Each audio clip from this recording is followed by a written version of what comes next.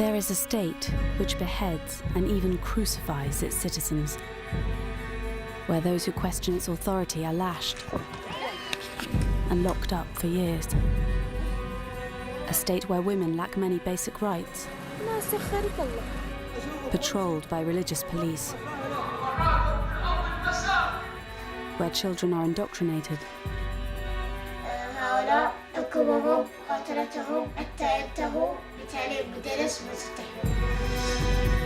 but this is not the Islamic State. This is the Kingdom of Saudi Arabia. A close ally which buys billions of pounds worth of British arms, whose security forces we equip and train, even though they're in conflict with many of their own people, whose oil we buy, and whose royals get the red carpet treatment. We have a relationship with Saudi Arabia because we receive from them important intelligence and security information that keep us safe. Working with a team of Saudi undercover cameramen, Watch this. This film sets out to penetrate one of the world's most secretive and repressive states. The women, they're imprisoned. They just fear freedom. Because of American and European support to the Saudi monarchy, our people have suffered. And we will uncover how Saudi money and ideology has helped drive terrorism around the world.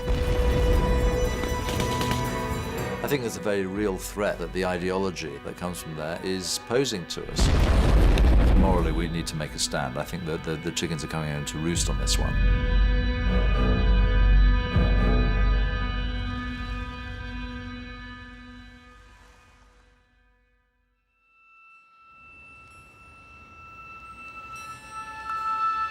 In January 2015, the Union Jack was flown at half-mast in Westminster.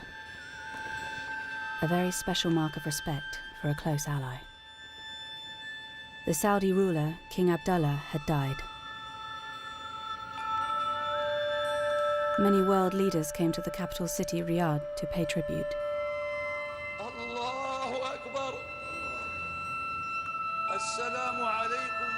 In the same month, in another Saudi city, a young blogger was whipped in public. Raif Badawi was convicted of insulting Islam after he spoke out about his government and religion. He wrote, "The only way to deal with an unfree world is to become so absolutely free that your very existence is an act of rebellion." For comments like this, Badawi, a father of 3 young children, was sentenced to 10 years in prison and 1,000 lashes.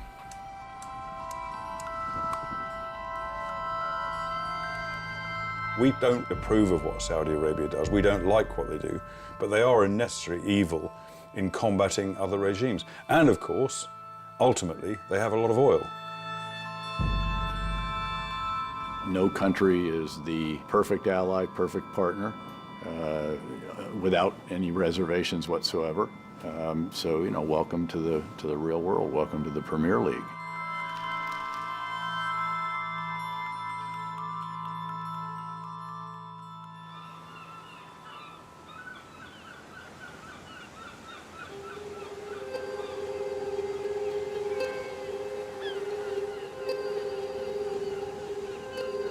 كان يسب في السعودية ما بيها شيء يقول له أنت بنت جدران تسمع يعني الجدران هاي تسمع الشخص لما يبغى يتكلم لما يبغى يقول شيء ما يستطيع ما في أي حول داعي يعني فكانت السلطة تعتقل على الكتاب هوس الخوف هذا بسيط على الشعب كامل سواء كانوا شباب أطفال. Yasser is part of an underground network of activists in Saudi Arabia. It's one of the most secretive countries in the world. No journalist can operate freely, and you can't even get in as a tourist. So Yasser's come to Istanbul at great risk to collect an undercover camera. Over the next 6 months, he will be filming secretly inside Saudi Arabia. If caught, he'll be imprisoned. من ناحية إنه في خطر، نعم في خطر، نبغى الناس تشوف، نبغى الناس تعرف يعني كيف إحنا عايشين في اضطهاد وفي ذل وفي استعباد. ألزم علي إني أوصل الصورة البائسة هذه للناس واللي يكون يكون.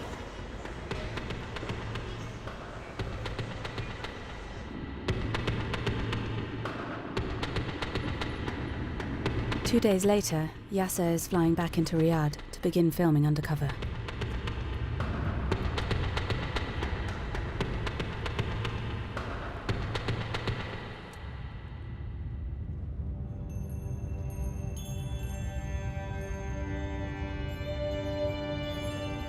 In Saudi Arabia, the king is all-powerful. Since he came to the throne in 2015, King Salman's face looms large over the streets. Saudi Arabia is the home of Islam's holiest sites and the world's largest oil exporter. Its state oil company is worth an estimated £7 trillion. The royal family and their inner circle are worth billions. Yasser films an avenue of palaces.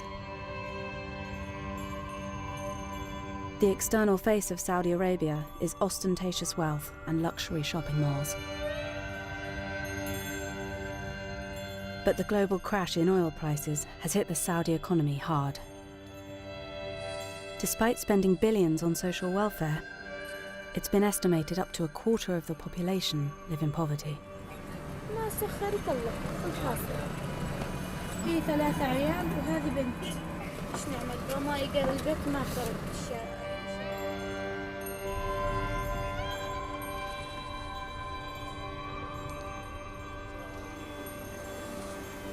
راح اخليكم تشوفون وين هالناس عايشين. This is how millions of Saudis live, a reality rarely seen by the world because you can't film openly here. الناس هنا عايشة في عذاب مهين. الله غرفة الشيخ الأطفال يبيعون. لا إله إلا الله. الناس في المزبلة شوفوا كيف. شوفوا المجاري شوفوا. السوق تطلب الماء وتشحن. Yasser's in Saudi's second city, Jeddah. He shows us how women often end up begging on the streets.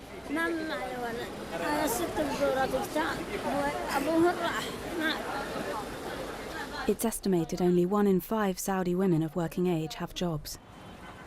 And without a man's support, many end up on the street. Yasser and his friend head down to the beach to play their lute. But before they even get there, they run into the religious police on patrol.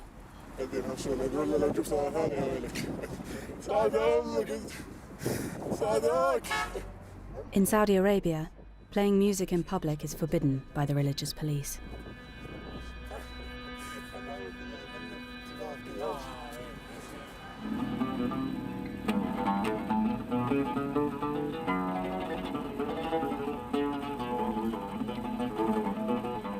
After Yasser and his friends have been there for less than 5 minutes, the police return.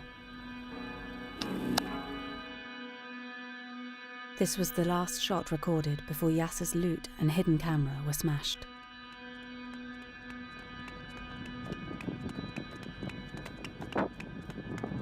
جيمس كسوني اصبعي اليوم وكسوني العود حتى.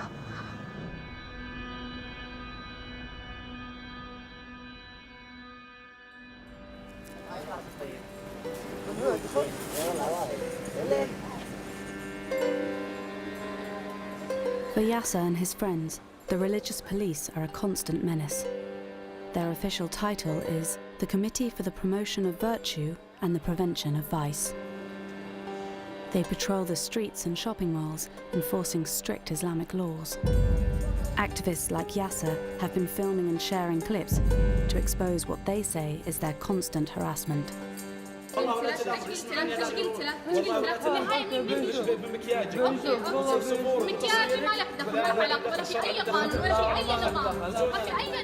They force women to cover themselves and drive people out of cafes to go and pray.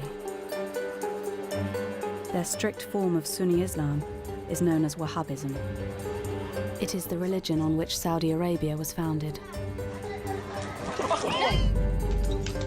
Here, the religious police are smashing bottles, thought to be alcohol.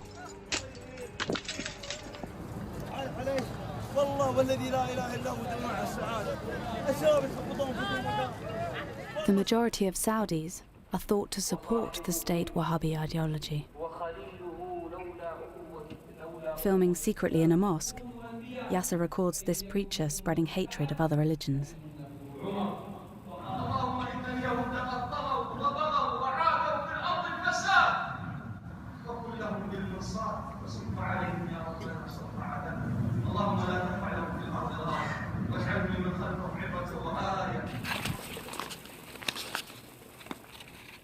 The state Wahhabi ideology is taught to Saudi children from an early age.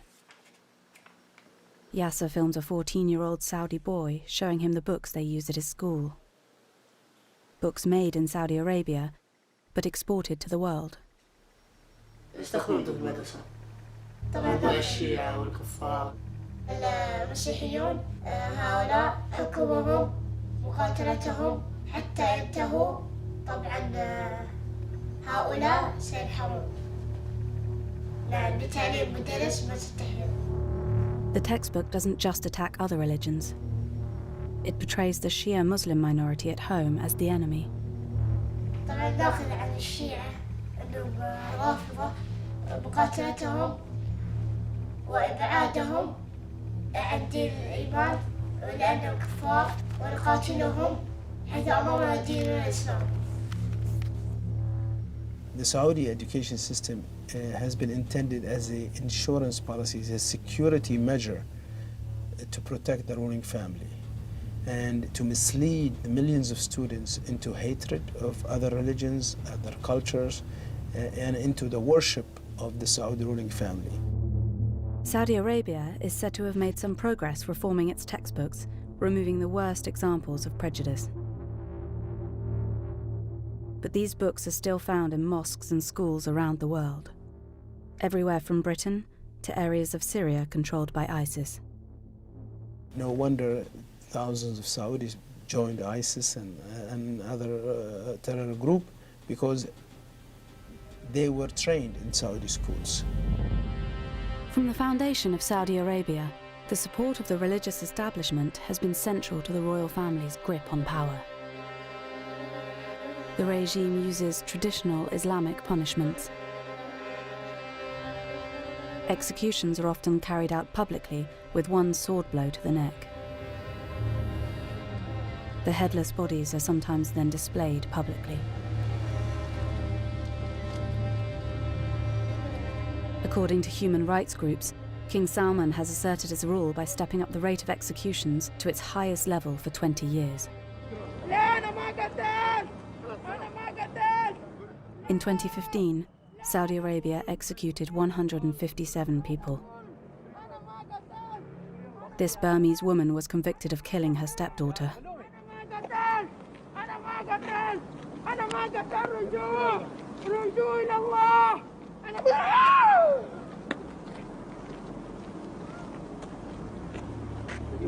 This was filmed by a policeman. He was later arrested after posting it online. The Saudi government claims that only the most serious criminals are executed, and punishments are carried out in line with Sharia law. They say trials are fair, though human rights groups disagree.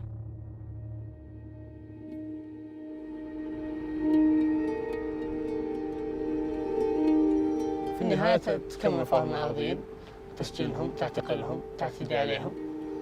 لا أعتقد أن هذا الإسلام لا أعتقد أن هذه الدولة أصلا تمت الإسلام بصلة. لكن مش الناس كلها عندها غضب، لكن المشكلة ما حد يقدر يتكلم. كل الناس تخاف الاعتقاد.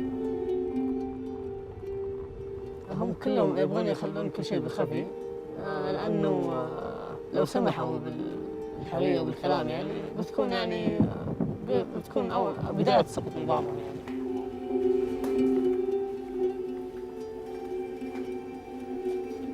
In Saudi Arabia, criticizing the government, criticizing religious people are considered as acts of terror. And people are reporting on each other, targeting their fellow citizens. So everyone becomes, more religious than ever. Everybody becomes more pro-government than ever. So we're going into a fascist society. The Saudi government says the anti-terror law strikes a balance between prevention of crimes and protection of human rights, according to Islamic law. One activist's story, more than any other, encapsulates Saudi suppression of free speech. موقع الليبراليين السعوديون هو أثار حفيظة المتشددين بصفة عامة في السعودية لأنه كان يفضح ممارسات. This is Raif Badawi, speaking before his eventual arrest in 2012.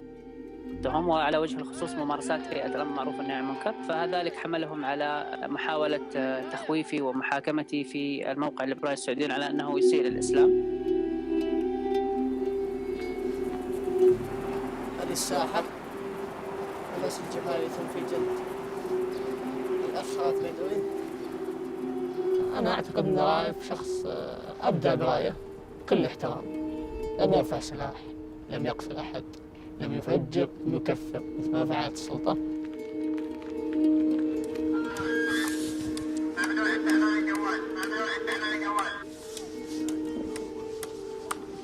For most of his sentence, Raif has been held in one of Saudi Arabia's most notorious prisons, Bremen. Saudi Arabia shows outsiders state-of-the-art prisons, but people rarely see the reality. Since Raif was imprisoned, Yasser's network has managed to smuggle camera phones into Bremen.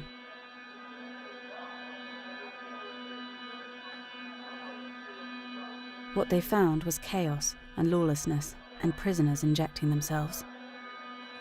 Here, a prisoner is abused by his fellow inmates.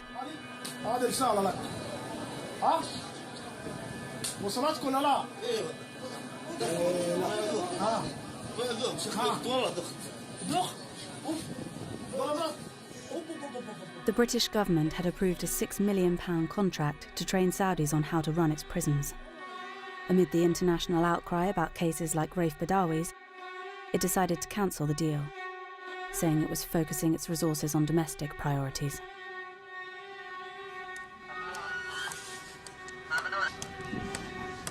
Raif Badawi has received no more lashes since the first 50, but his sentence of 10 years still stands.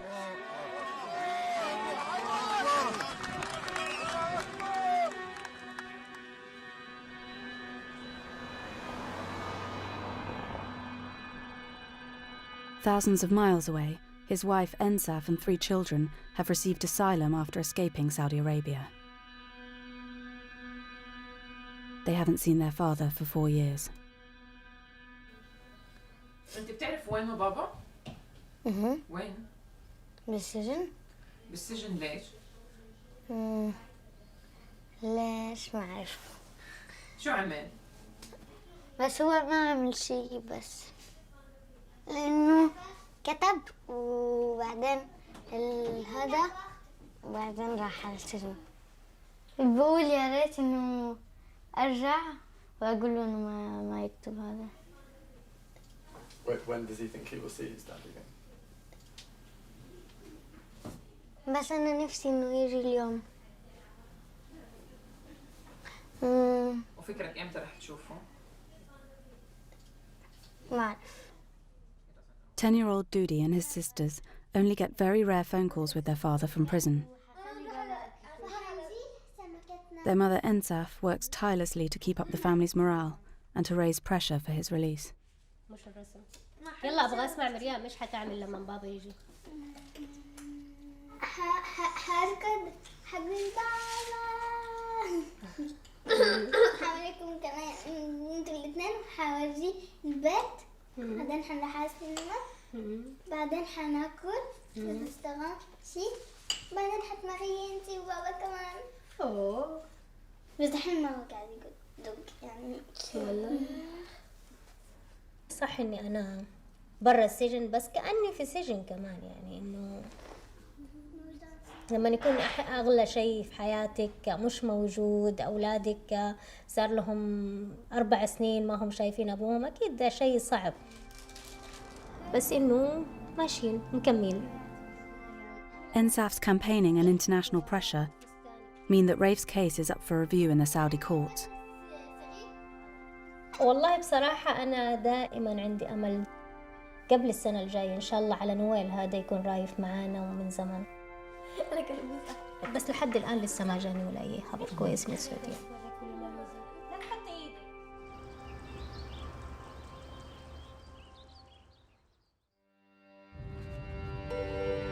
Our undercover cameraman, Yasser, has been filming for us at great risk. He and his network are trying to reveal the other side of our close ally.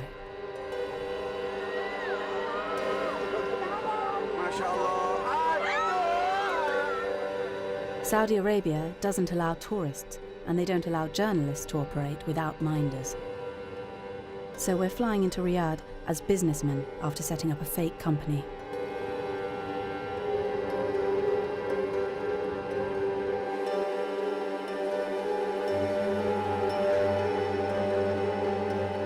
We're taking secret cameras to record our trip. When we get to passport control, there's a bad moment. The border guard looks directly at our hidden camera. Together.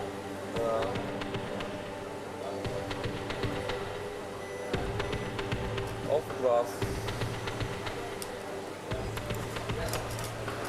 Watch this. Sorry.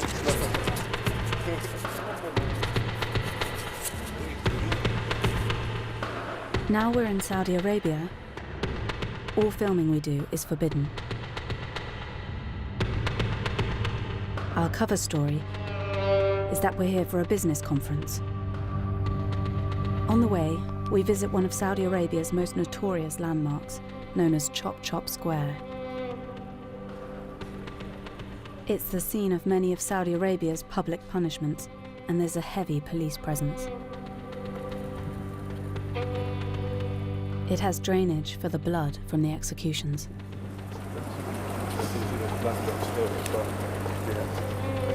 Two Westerners in the middle of Chop Chop Square inevitably raise suspicion.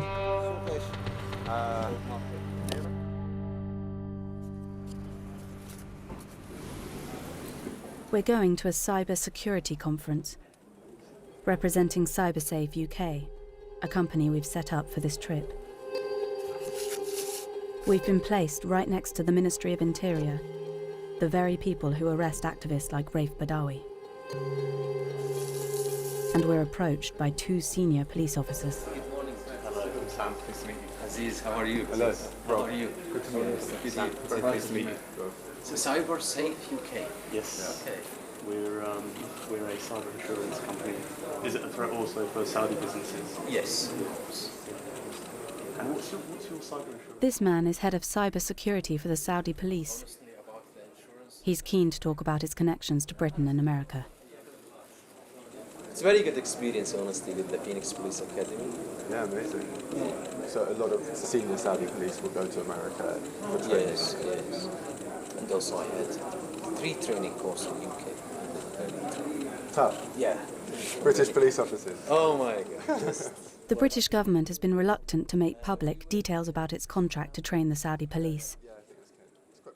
But now we are hearing about it from 2 officers who've been through the training.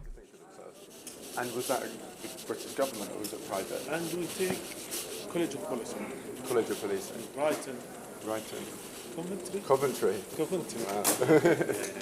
And they know what we need. Did they send a lot of people to England? Yeah. Well, we have contract with the Ministry for Interior and the government. I think the embassy here has contract because they are tourists and they do long-term training. Yeah, there's a close relationship. Yeah, close. The British government has since confirmed to us they have provided more than 300 Saudi officers with training since December 2012.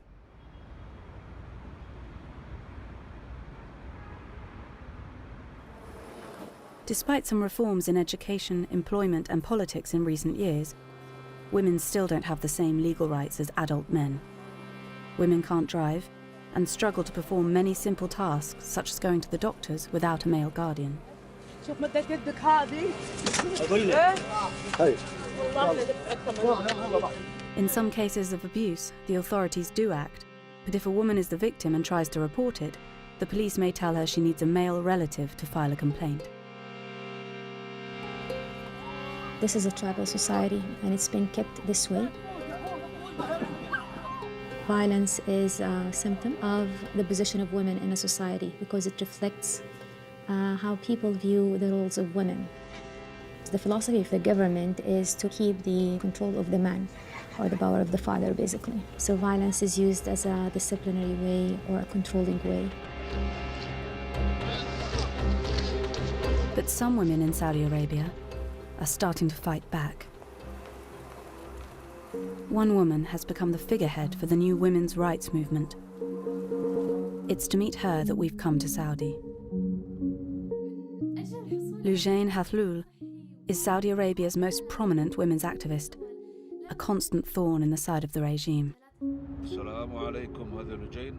She uploaded videos of herself driving as part of a campaign to change the ban against it. أهلين معكم لوجين الهذلول. أنا الآن في طريق الغويفات بحاول أقطع الحدود السعودية من هناك ونشوف وش يصير. Moments after this was filmed, Loujain was arrested trying to enter Saudi Arabia. She was imprisoned for 73 days without trial. Eventually, she was released, but she is banned from traveling, and she says she still has terrorism charges against her. Despite the risk, she is still happy to meet us. She may be under surveillance, so we have to meet her in a secret location. I've been threatened since the beginning. My car was broken. I almost got beaten up just because of the campaign. People wrote me letters on Facebook and sent me all sorts of weapon pictures, saying that if I continue, I would be murdered or my family harmed. Loujain's campaign sparked a debate inside Saudi Arabia. To some women, she became a hero. To the more conservative elements, a hate figure.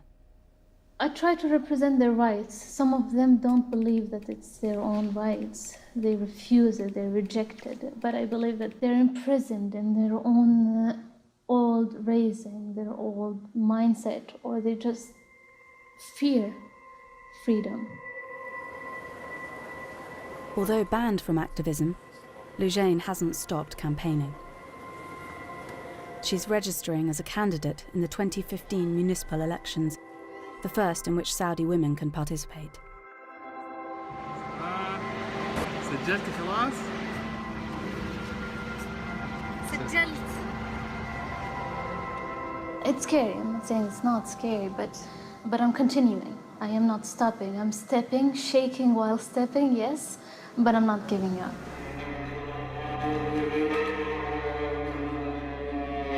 We'd managed to meet a Saudi activist without being detected by the security forces.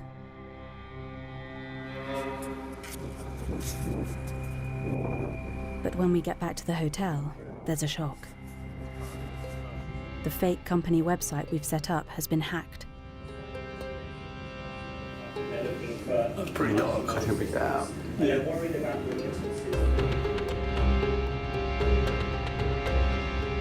We don't know who's testing our cover story, but we're forced to leave early and head straight to the airport. We hope that there's no travel ban on our passports. If we're discovered, we know we'll be arrested.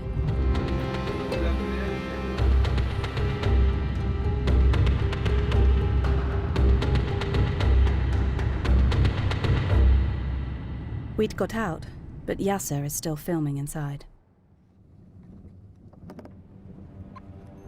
One of his network is driving to a region that's witnessed serious unrest and the first signs of potential cracks in Saudi rule. The east of Saudi Arabia is where most of the Shia Muslim minority live. He's come to meet the family of a boy who has been condemned to death, aged just 17. Ali Nimr's punishment marked the beginning of what activists say is a dangerous new phase for the Saudi regime.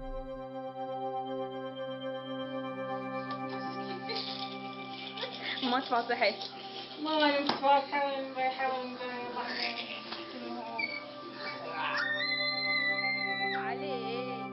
علي النمر شاب عربي مثل أي شاب آخر من شباب العرب، يحلم بالحرية، يحلم بالعزة، بالكرامة. In 2011, Ali Nimr was a schoolboy who joined in street protests inspired by the Arab Spring. Young Shia men hit the streets in unprecedented numbers in a country where protests are illegal.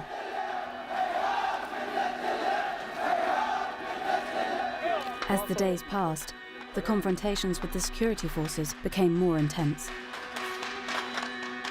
The Saudi police reacted to the protesters with bullets. Scenes like this have raised questions about Britain's contract to train Saudi police.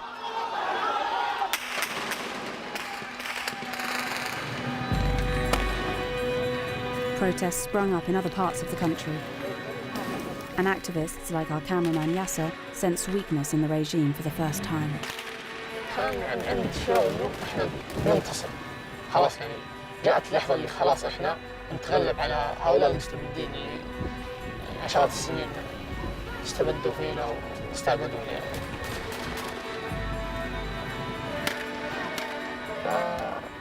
كانت خيبة أمل كبيرة يعني بعد الوقوف هذا، كان شعور جدا مخيب مخزي.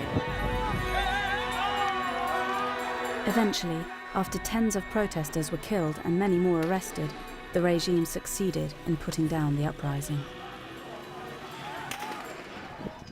اطلق تعال. دانا هنا أنا دانا هنا. هذا بيتي شوف.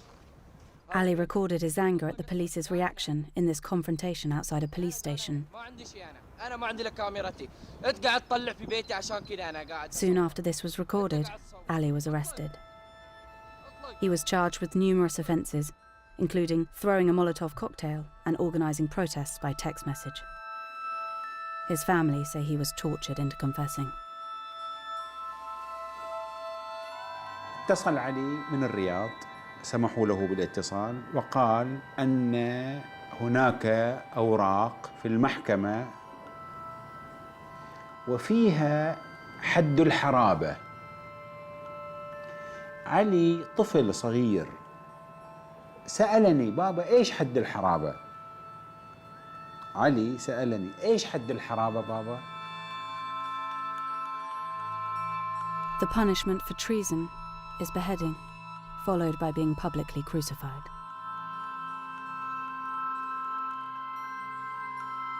But some felt Ali was being punished because of this man.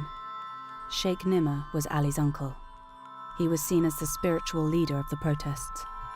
نحن على امتداد 100 عام نعيش ظلم وجور وخوف وترهيب، لا نخاف الموت ونعشق الشهادة.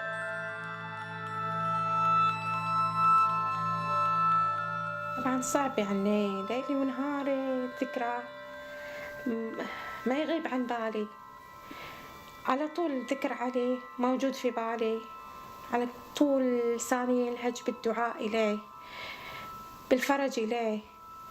أشياء كثيرة في البيت تعني لي علي، كل البيت أصلا يعني لي علي. The British government says it has lobbied to spare Ali the death penalty. But in September 2015, Ali's death sentence was confirmed, with no more chance to appeal.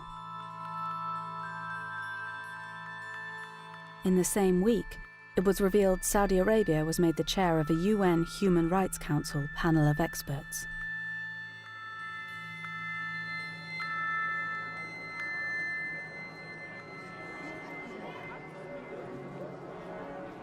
Ensaf, the wife of Raif Badawi, the blogger sentenced to 1,000 lashes, is in Strasbourg to collect an award on his behalf. It's good for her campaign, but the review of Raif's case in the Saudi courts has not gone well. رايف اتنقل إلى سجن تاني، السجن الثاني هذا اللي نقل فيه ما يكون فيه إلا شخص منتهي. كان خبر جدا سيء، أنا قلقانة كتير على صحة رايف. In response to his appeal being denied, she says Raif has begun a hunger strike.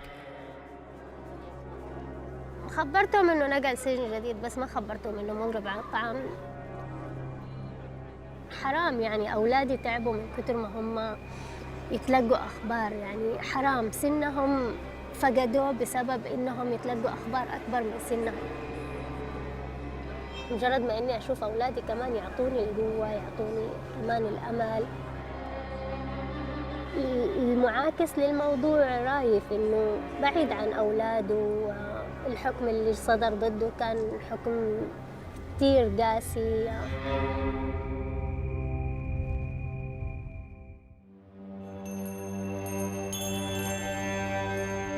For more than 70 years, Saudi Arabia has been Britain and the West's key ally in the Arab world. The government says they've kept us safe by sharing intelligence and helping us fight terrorism and foil attacks. A very, very nice decision. Since David Cameron's government came to power, we've sold Saudi Arabia more than £5 billion of weapons.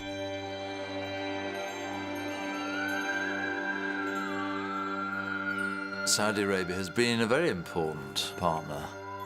We've got our oil from them, we've sold weapons technology to them, and they have been an ally in providing intelligence about low-level Al-Qaeda activities. But there's an irony there, and that is because actually the Al-Qaeda stems from an extreme interpretation of Wahhabi Salafism, which is the official religion of Saudi Arabia, and which they've been spreading around the world since 1979. So there's an ambivalence to that relationship. The Saudis have spent at least $70 billion spreading Wahhabi Islam around the world. But they've always denied any official link to terrorism, and are now preparing to send troops in to fight against ISIS in Syria. But evidence has come to light related to the most high-profile terror attack of all.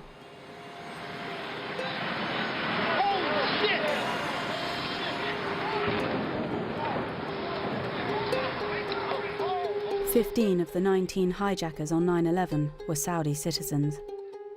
Osama bin Laden himself came from a prominent Saudi family.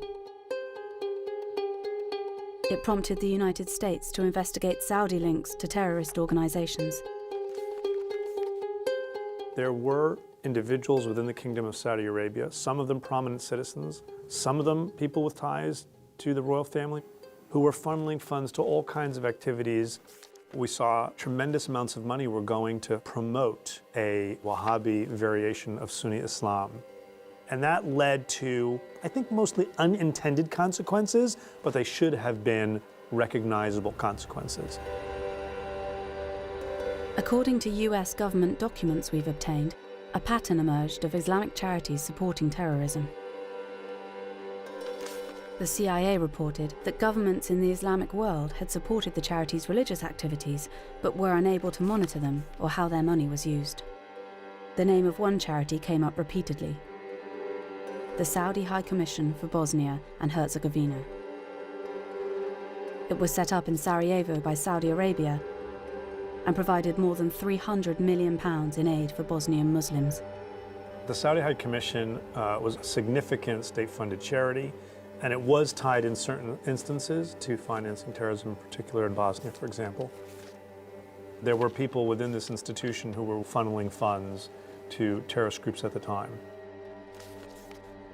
But more than allegations of passing on money, we found evidence the Saudi High Commission was providing employment and cover for terrorists. Inside this New York courthouse are boxes of evidence for a case brought by the families of 9/11 victims against the Saudi government and the Saudi High Commission. The families are currently appealing their case after it was dismissed last year on the grounds of sovereign immunity. Among the material is this tape, recorded testimony from a convicted Al-Qaeda terrorist. أنا علي أحمد. It's never before been broadcast. شخصياً بأسامة بن لادن. This is Ali Hamad, a jihadi who fought with the Mujahideen in Afghanistan and Bosnia. He alleges he and others were employed by the Saudi High Commission. and that local officials at the charity knew that he was linked to al-Qaeda. He says Bosnia was seen as a crucial foothold in Europe for al-Qaeda to plan future attacks. تنشر جنودها وضربتها في جميع الدول الأوروبية. البوسنة للقاعدة ليست مهمة. Hamad was later involved in setting off a car bomb in Bosnia in 1997 after the war had ended. It was apparently designed to kill non-Muslims and reignite the fighting there. Documents obtained by lawyers for the 9/11 families also reveal Washington knew about the charity's direct links to terror. But it was only after 9/11 that action was taken. NATO's heightened state of security. 2 weeks after the 9/11 attacks, NATO special forces raided the charity's offices in Sarajevo. Are you saying that you have evidence of al-Qaeda's activities here in Bosnia? Yes. We've spoken to another senior officer involved in the raid, who described the material they uncovered as very disturbing. A hard drive of maps of military buildings in Washington, information on how to fake State Department badges, and before and after pictures of the World Trade Center.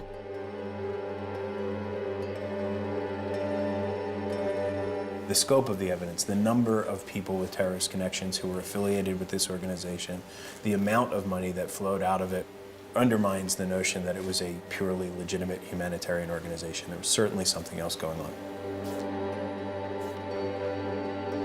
Documents filed in court confirm that the Saudi High Commission was an official arm of its government which provided a third of its funding, and that the charity's president throughout this period was a man whose face now hangs over the streets of Riyadh. At the time, Prince, now King Salman. And Saudi media reported he visited its offices in Sarajevo a year before it was raided. The Saudi High Commission was linked to radical individuals who, in several different instances, were allegedly involved with al-Qaeda. That suggests to me a questionable sense of judgment about what the drivers of terrorism are or historically have been. King Salman could or should have done a better job in exerting oversight over the organizations in which he was chair. The Saudi government in the past has said that none of its agencies knowingly provided funds to al-Qaeda or other terrorist groups. There is no suggestion King Salman, the royal family, or senior Saudi officials knew about or were involved in the alleged support for terrorism at the Saudi High Commission. The 9/11 Commission said that although Saudi Arabia had long been considered the primary source of al-Qaeda funding, it had found no evidence that the Saudi government or senior officials individually funded al-Qaeda, but that this did not exclude the likelihood that charities with significant Saudi government sponsorship diverted funds to al-Qaeda. Since 9/11, Saudi Arabia has wanted to show the world that they are tackling terrorism. They themselves have been the target of attacks, and they have passed laws to clamp down on private donations from inside the kingdom. They have carried out airstrikes against ISIS and are now preparing for a ground war against them in Syria. They also deny Saudi Arabia supports ISIS ideologically. But many feel that it's the underlying Wahhabi ideology that's the wider problem. The ideology of ISIS is not much different from the ideology that Wahhabi Salafi Islam in Saudi Arabia adheres to. Unless the Saudis deal with this issue, we are going to constantly fight yesterday's war, and even if we defeat ISIS, there'll be another terrorist organization, perhaps with a different name, as long as they have this ideology that emanates from Saudi Arabia.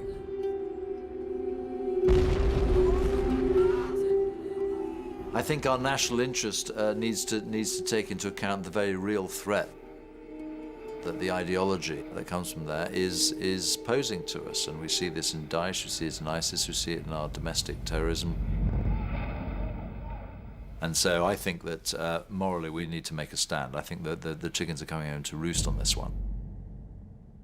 King Salman's government says it's leading a crackdown on terrorism at home as well as abroad.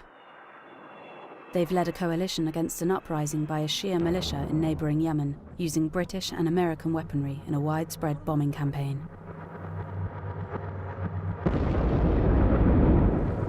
And on the 2nd of January 2016, they announced the execution of 47 men for terrorist offences in Saudi Arabia. Saudi Arabia says it has executed 47 people. It was the largest mass execution since 1980. Shia cleric Nimr al-Nimr. Whilst many were convicted Al-Qaeda terrorists, several others were political activists. Ali Nimr was spared for now, but his uncle, the Shia cleric Sheikh Nimr, was executed. This new footage, smuggled out by Yasser's network in the last few weeks, shows how his execution has sparked the first major protests in the East since the Arab Spring.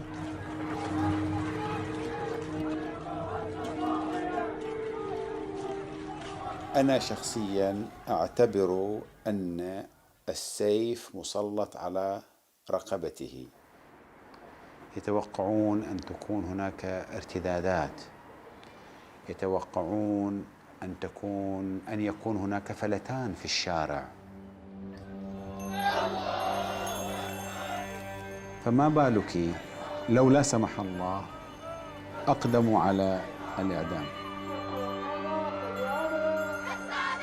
I mean, the execution of Sheikh Nimr is a signal that the Saudis were sending not to the Shia only, but to all dissidents, secular and Islamic. They will not tolerate any dissent because they are viscerally opposed to sharing power. The executions have clearly had an effect on the activists we've been filming. Yasser has now been working undercover for 6 months, every day risking arrest. But he tells us that after the executions, the situation has become too risky to continue. جيمس ما أقدر أكمل. أخوياي كلهم اعتقلوهم والكاميرا لو شافوها عندي بيقولون عني إرهابي والناس ما مبسوطين أبد. الحين عرفنا حقة ملك. The elections, billed as a great advance for women's rights, went ahead. But women's activist Loujain Hathlul was missing from the ballot. Definitely, yeah. I'm a dark troublemaker for them. That's why they don't really want me. Or actually, I think it's the case of me being a very vocal person about human rights or women's rights.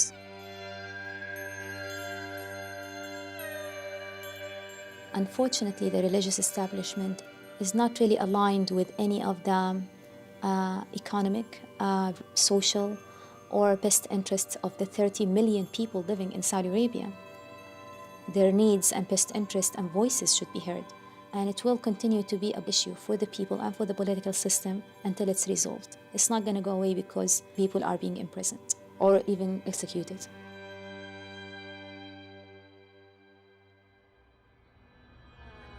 A year since Raif Badawi was publicly flogged, he's still serving out his 10-year sentence.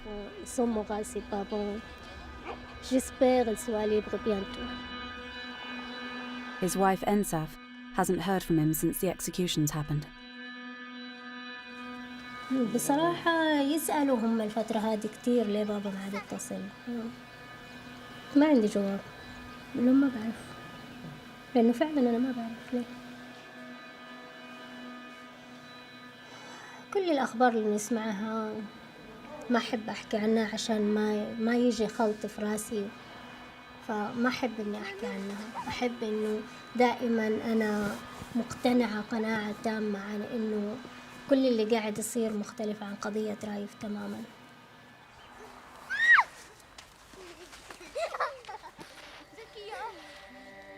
In response to the film, the Foreign Office told us, "Only by working with Saudi Arabia can we bring about changes we would like to see. We regularly raise with them the importance of compliance with international law, including in the Yemen conflict. Senior Saudi leaders have condemned sectarianism and ISIS's ideology. Our police training undergoes strict assessment and is designed to improve human rights compliance of the Saudi justice system. Our arms sales are subject to one of the most robust export control regimes in the world. We are extremely concerned about Raif Badawi and have raised his case at very senior levels. The Saudi government has assured us that Ali Nimr will not be executed. The Saudi government told us, "The Kingdom of Saudi Arabia utterly rejects the partisan nature and sensationalist tone of this documentary, which sets out to portray the country in a negative and unbalanced light. The Kingdom's legal system is based on the due process of Islamic Sharia law. The Kingdom is at the forefront of international efforts to combat terrorism and will pursue anyone who supports and funds terrorist activity, and to suggest otherwise is a slur. In keeping with its biased agenda, ITV chose to undertake covert filming when they could have applied for and received a journalistic visa, like many of their counterparts."